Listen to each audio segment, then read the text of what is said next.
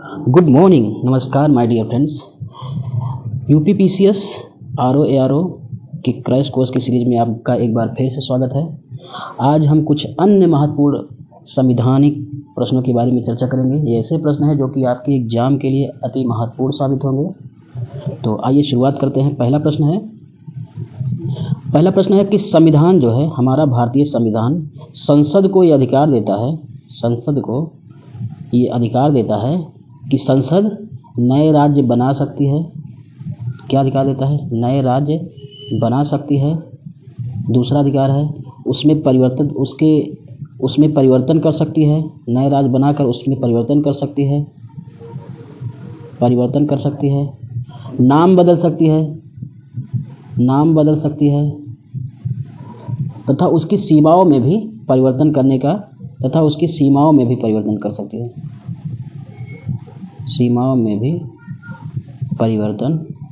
सकती है। भारतीय संविधान के अनुसार संसद के कुछ महत्वपूर्ण अधिकार हैं, जैसे नए राज्यों का निर्माण करना तथा उसमें परिवर्तन करना, नाम बदलना तथा उनके राज्यों की सीमाओं में परिवर्तन करना। ये सभी अधिकार जो हैं संसद के पास हैं। अगला प्रश्न है, भाषाई आधार पर सर्वप्रथम किस राज्य का गठन किया गया? भाषाई आधार पर सर्वप्रथम गठन किया गया किस राज्य का? तो भाषाई आधार पर सर्वप्रथम आंध्र प्रदेश का गठन किया गया। किसका? आंध्र प्रदेश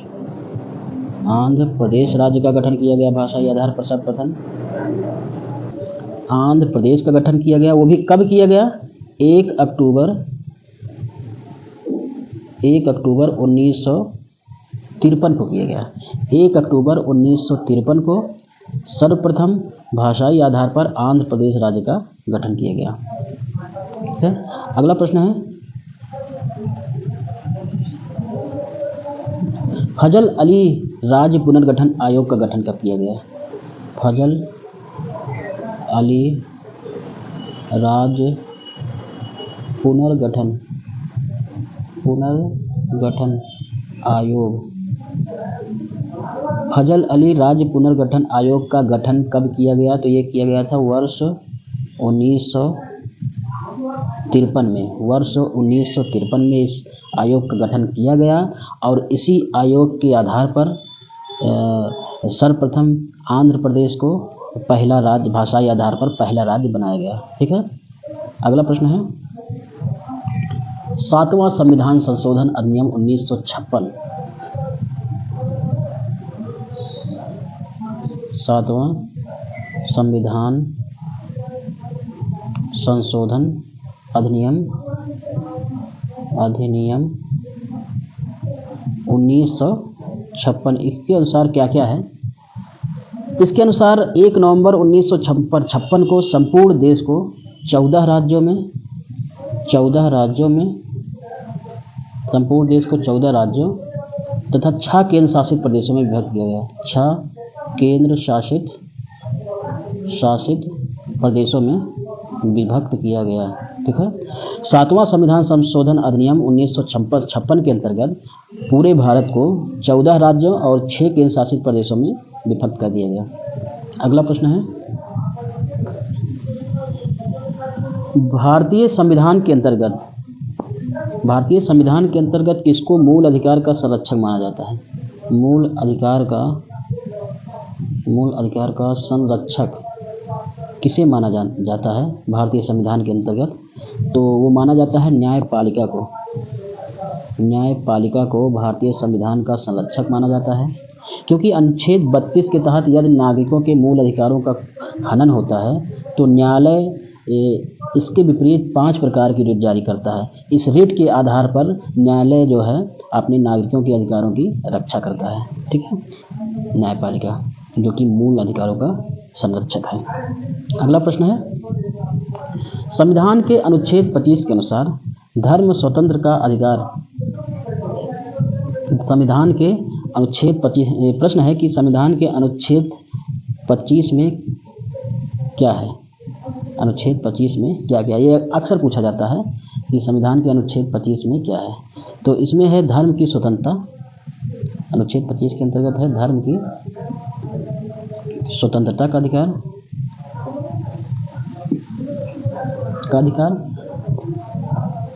ये संविधान के अनुच्छेद 25 के अंतर्गत है। ठीक है। अगला प्रश्न है, भारतीय संविधान द्वारा प्रदत्त मूल अधिकारों को निलंबित किया जा सकता है, वो भी किस स्थिति में? ऐसी कौन सी स्थिति है जिसमें मूल अधिकारों का निलंबन किया जा सकता है? ये महत्वपूर्ण प्रश्न है। मूल अधिकारों का निलंबन किस स्थिति में किया जा सकता है? केवल एक स्थिति है, वो स्थिति है राष्ट्रीय आपातकाल की घोषणा द्वारा। राष्ट्रीय आपातकाल की घोषणा द्वारा ही मूल अधिकारों का निलंबन संभव है, अदरवाइज मूल अधिकारों का निलंबन संभव नहीं है। ठीक है। अगला प्रश्न है,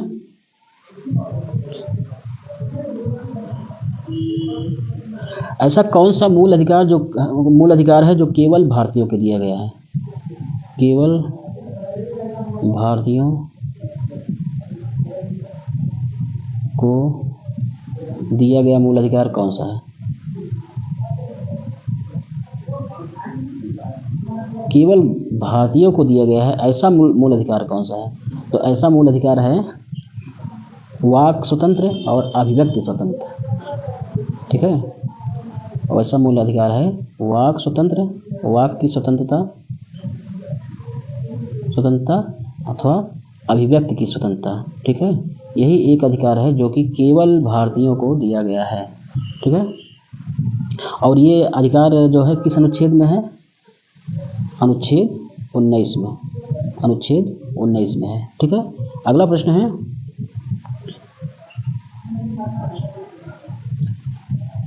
जो कि निवारक निरोध कानून होता है, जो निवारक निरोध कानून होता है, निवारक निरोध निरोध कानून के अंतर्गत एक व्यक्ति को बिना मुकदमा चलाए कितने माह तक रखा जा सकता है? निवारक निरोध कानून के अंतर्गत एक व्यक्ति को बिना मुकदमा चलाए कितने माह तक रखा जा सकता है? तो 3 माह तक उसको बिना मुकदमा चलाए रखा जा सकता है। ये भारतीय संविधान के अनुच्छेद 22 में वर्णित है, खंड 4 में वर्णित है। अनुच्छेद 22 के खंड 4 में वर्णित है कि लोकहित और शांति व्यवस्था को कायम रखने के आधार पर 3 मास से अधिक बिना सलाहकार बोर्ड की सलाह से किसी व्यक्ति को निरुद्ध नहीं किया जा सकता। ठीक है। ये है भारतीय संविधान के अनुच्छेद 22 में वर्णित है। ये निवारक निरोध कानून के अंतर्गत आता है। अगला प्रश्न है, भारतीय संविधान का ऐसा कौन सा भाग है जो कल्याणकारी राज्य के आदर्श की घोषणा करता है? कल्याणकारी राज्य के आदर्श की घोषणा करता है, ऐसा कौन सा भाग है?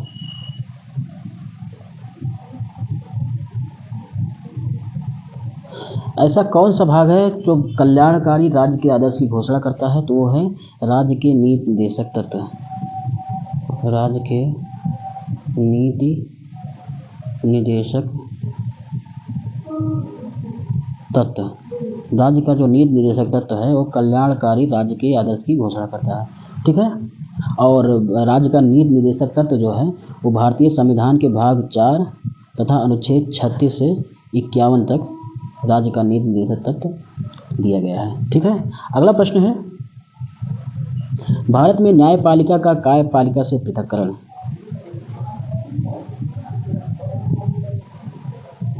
भारत में न्यायपालिका, ये महत्वपूर्ण प्रश्न है। भारत में न्यायपालिका का कार्यपालिका से पृथक्करण ये भारतीय संविधान में कहाँ वर्णित है? ये भारतीय संविधान में कहाँ वर्णित है? न्यायपालिका का कार्यपालिका से पृथक्करण ये भारतीय संविधान के भाग 4 और अनुच्छेद 50 में वर्णित है। अनुच्छेद 50 में वर्णित है। भाग 4 के अनुच्छेद 50 में वर्णित है। ठीक है। अगला प्रश्न है, कि 42वें संविधान संशोधन, ये एक बहुत ही महत्वपूर्ण अमेंडमेंट है संविधान का, 42वां संविधान संशोधन। इसके अंतर्गत क्या क्या हुआ था? संविधान संशोधन अधिनियम 1976 में जो कि हुआ था, इसके अंतर्गत कौन कौन से संशोधन हुए थे? इस संशोधन को लघु संविधान के नाम से भी जाना जाता है। तो सबसे पहला प्रावधान ये जोड़ा गया था, और अनुच्छेद 39 का जोड़ा गया था, अनुच्छेद 39 का जोड़ा गया था। ठीक है, अनुच्छेद 39 का में ये कहा गया था कि समान न्याय और निःशुल्क विधिक सहायता का उपबंध किया गया था। अनुच्छेद 39 का के अंतर्गत समान न्याय और निःशुल्क विधिक सहायता का उपबंध किया गया था अनुच्छेद 39 का के अंतर्गत। इसके अलावा अनुच्छेद 39 चा जोड़ा गया था, 39 चा जोड़ा गया था। इसके अंतर्गत बालकों के शोषण से रक्षा तथा स्वस्थ विकास के अवसरों को सुरक्षित रखने संबंधी प्रावधान जोड़ा गया था। यानी कि बालकों की शोषण से रक्षा करना तथा स्वास्थ्य विकास के अवसरों को सुरक्षित रखने संबंधी प्रावधान जो है अनुच्छेद 39 चा में से जोड़ा गया था। ठीक है, इसके अलावा है अनुच्छेद 43 का,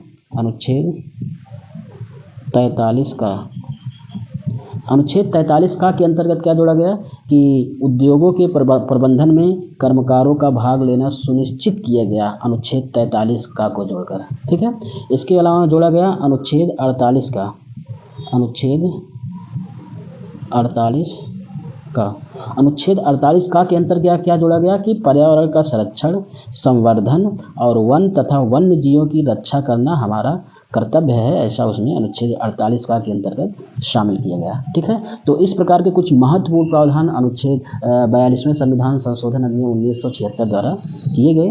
ठीक है, अब आगे बढ़ते हैं अगले प्रश्न के साथ। अगला प्रश्न है कि कुछ महत्वपूर्ण अनुच्छेद हैं जो कि भारतीय संविधान के अंतर्गत किसी भी एग्जाम में अक्सर पूछे जाते हैं। जैसे है अनुच्छेद 40 का संबंध किससे है? अनुच्छेद 40, अनुच्छेद 41, अनुच्छेद 44, फिर है अनुच्छेद 48। तो बताना है कि इन अनुच्छेदों का संबंध किससे है। तो जैसे अनुच्छेद 40 का है ग्राम पंचायतों का गठन, ग्राम पंचायतों का गठन, ये है अनुच्छेद 40 से। ठीक है, अनुच्छेद 41 का संबंध है काम करने का अधिकार, काम करने का अधिकार, ये अनुच्छेद 41 से संबंधित है। अनुच्छेद 44 ये महत्वपूर्ण है, समान नागरिक संहिता का प्रावधान अनुच्छेद 44 से है। ठीक है, समान नागरिक संहिता का संबंध अनुच्छेद 44 से है। और अनुच्छेद 48 का संबंध है कृषि एवं पशुपालन। तो ये महत्वपूर्ण अनुच्छेद हैं जो कि आपके एग्जाम में इसमें से कोई एक ना एक अवश्य पूछा जाएगा, इसको जरूर पढ़ के जाइएगा। ठीक है, तो अगला प्रश्न है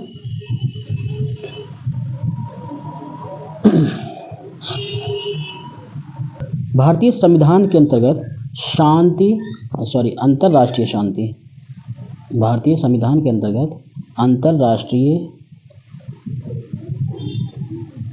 अंतर्राष्ट्रीय शांति एवं सुरक्षा की अभिवृद्धि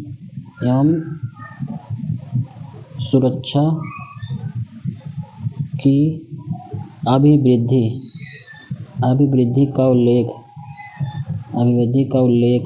कहाँ किया गया है? आपको बताना है कि भारतीय संविधान के अंतर्गत अंतर्राष्ट्रीय शांति और सुरक्षा की अभिवृद्धि का उल्लेख कहाँ किया गया है? तो वो किया गया है भारतीय संविधान के नीति निर्देशक तत्वों में, नीति निर्देशक तत्वों में किया गया है, नीति निर्देशक तत्वों में किया गया है। ठीक है, और अगर पूछा जाए कि नीति निर्देशक तत्वों के अंतर्गत कहाँ किस अनुच्छेद में किया गया है, तो अनुच्छेद 51 में, अनुच्छेद 51 में अंतर्राष्ट्रीय शांति एवं सुरक्षा की अभिवृद्धि का उल्लेख है। और भारतीय संविधान के किस भाग में उल्लेखित है? ये भाग 4 में उल्लेखित है। ठीक है, अगला प्रश्न है भारतीय संविधान का अनुच्छेद 40 जो है राज्य को सार्थक कदमों हेतु क्या परामर्श देता है? अनुच्छेद 40 जो है भारतीय संविधान का अनुच्छेद 40 सार्थक कदमों हेतु ये ग्राम पंचायतों का पहली बात तो गठन करने का इसमें प्रावधान है, ग्राम पंचायतों के गठन का प्रावधान है, ग्राम पंचायतों के गठन का प्रावधान है इसमें। और 73वें संविधान संशोधन द्वारा 73वें संविधान संशोधन द्वारा स्थानीय निकायों में इसका प्रयोग किया गया। ठीक है, 73वें संविधान संशोधन द्वारा स्थानीय निकायों में इसका प्रयोग किया गया। ठीक है, अगला प्रश्न है,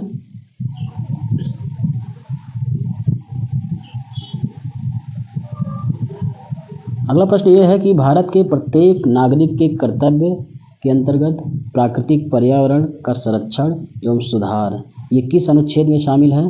तो अगर पूछा जाए कि जो पर्यावरण का संरक्षण है, पर्यावरण का संरक्षण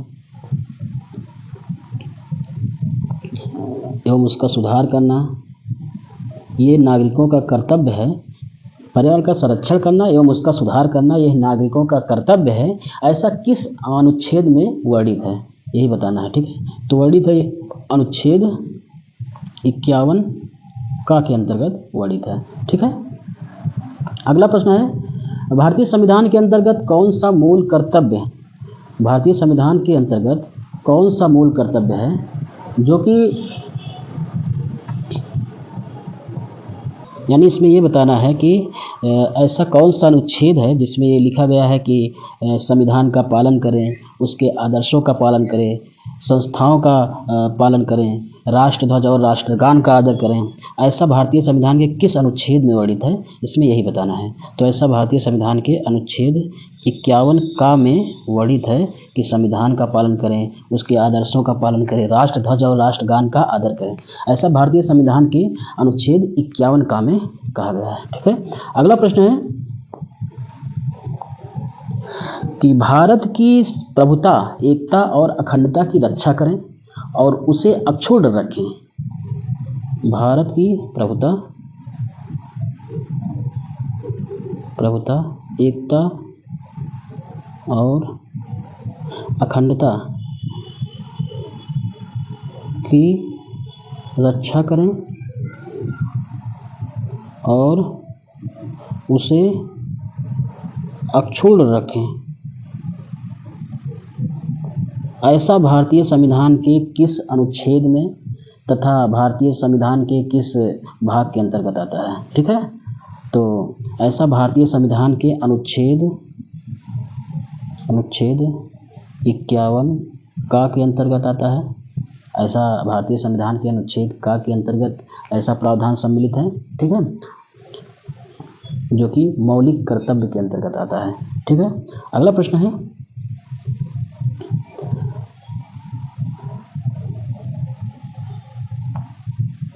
अगर पूछा जाए कि मूल कर्तव्यों का भारतीय संविधान में उल्लेख कब किया गया। ठीक है, तो मूल कर्तव्यों के बारे में जोड़ना है, मूल कर्तव्यों के बारे में बताना है कि इनका भारतीय संविधान में कब से इनका उल्लेख किया गया है।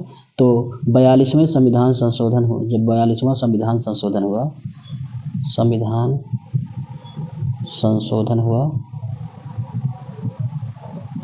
42वां संविधान संशोधन 1976 के अंतर्गत एक स्वर्ण सिंह समिति थी, स्वर्ण सिंह समिति के सिफारिश पर, स्वर्ण सिंह समिति के सिफारिश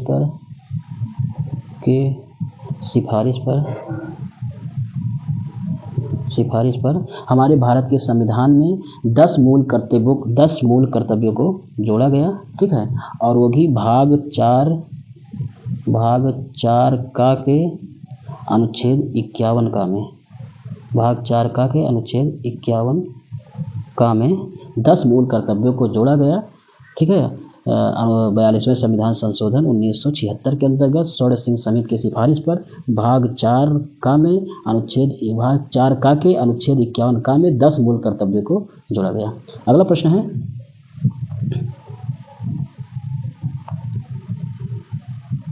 अगर पूछा जाए कि भारतीय संविधान में जो मूल कर्तव्य शामिल किए गए, अगर कहीं प्रश्न आता है तो किस समिति की सिफारिश पर शामिल किए गए? तो ये आंसर जरूर याद करके रखिएगा कि सरदार स्वर्ण सिंह की समिति पर ये मूल कर्तव्य को जोड़ा गया था। ठीक है, अगला प्रश्न है, भारतीय संविधान का ऐसा कौन सा अनुच्छेद है जो राष्ट्रपति को उच्चतम न्यायालय से परामर्श करने की शक्ति प्रदान करता है? राष्ट्रपति को उच्चतम न्यायालय से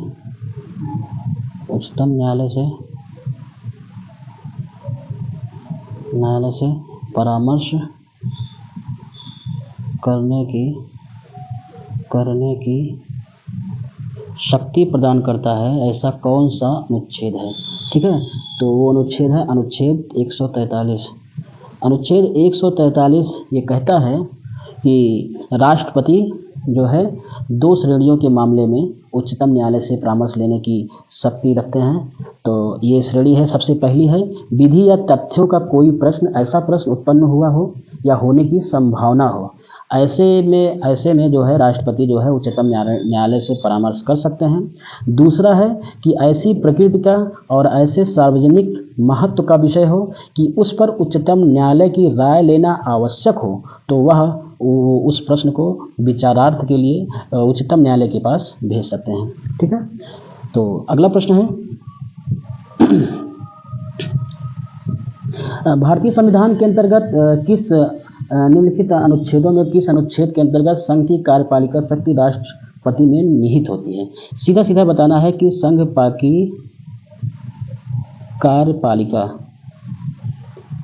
की कार्यपालिका शक्ति राष्ट्रपति में निहित होती है, राष्ट्रपति में निहित होती है।